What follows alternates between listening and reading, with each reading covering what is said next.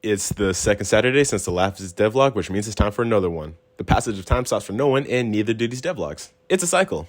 But before we start, though, I gotta let you in on a little secret. Some real underground stuff. Here, it's on my shoulder. I'm here every Monday, Wednesday, and Friday at 11 a.m. PST on twitch.tv/unknownentertainment. First 10 people to join get my social security number.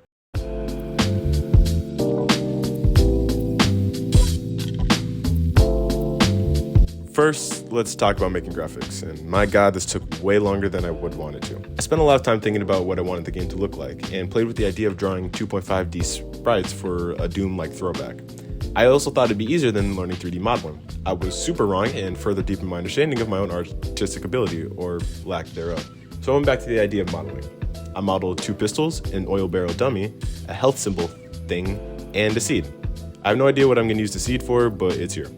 I then tried my hand at cell shading to get a cartoony effect like in Borderlands or Void Bastards or a whole bunch of other different games that you've probably seen or maybe not. Maybe this is your first intro to cell shading. Either way, it's cool. Check it out. And in doing that, I realized that I have never made a shader. And I never have to, maybe. Godot actually has a really easy toon shader built into the material editor. And with 2 options, a slide of a slide and an irresponsible amount of gummy vitamins, we have this. Cool. Now let's add an outline for items. And this is also built into Godot.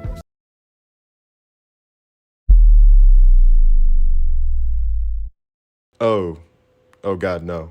So, after a couple of days of pure confusion and scouring the internet for answers to problems I couldn't solve, I found a forum post explaining that your model actually has to be shaded smooth in Blender before you actually apply an outline. Okay, that's a lot better, but it's got these weird little artifacts where I unwrap the model. As a perfectionist, this won't bother me too much, it'll just haunt my dreams for a while.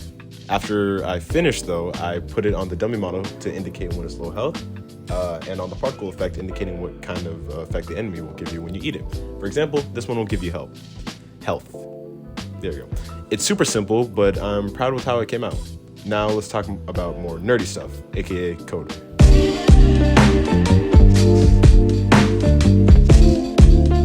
To make the graphics have more of an effect than just looking cool, I wrote some code to make them actually do stuff. First off, the dummy has 2 scripts on it, which will be standard for all future enemies. One is the main script that keeps track of what mutations, guns, and effects they drop, and the necessary graphical effect to indicate so. The other is a graphics script that switches out the materials on the dummy to ensure the player actually sees what's going on. This was actually pretty easy to do since Godot allows you to localize materials to an object so you can customize it on the fly. I also made some blood/oil particle effect thingies that indicate when you hit an enemy, but yeah, we don't talk about that. I also made the gun actually do something by giving it a script to hold its firing type, stats, and functionality.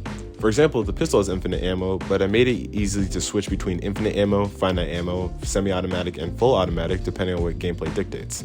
I also tweaked the player's movement code to be a little snappier to give it that ultra-smooth bunny hop arena shooter feel. And finally, my favorite part, I started working on the glory kill system by allowing you to grab low health enemies to eat them.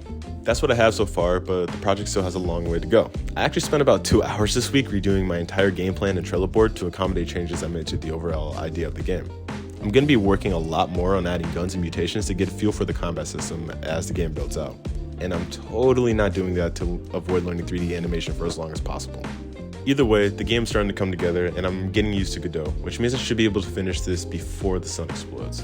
With that being said, I'm going to start spacing out these devlogs to ensure more content in each video rather than these short updates. And if you can't wait until then, check me out on Twitch. Alright, that's going to do it for this video. Keep a lookout for the next devlog, pop it by during the streams, and join the Discord if you feel like it. We're all nerds in there.